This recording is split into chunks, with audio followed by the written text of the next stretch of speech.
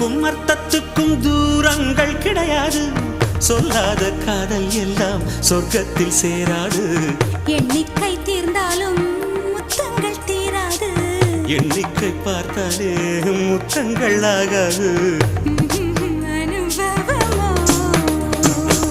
என் வீட்டு தோட்டத்தில் பூவெல்லாம் கேட்டுப்பார். என் வீட்டு ஜன்னல் கம்பி எல்லாமே கேட்டுப்பார்.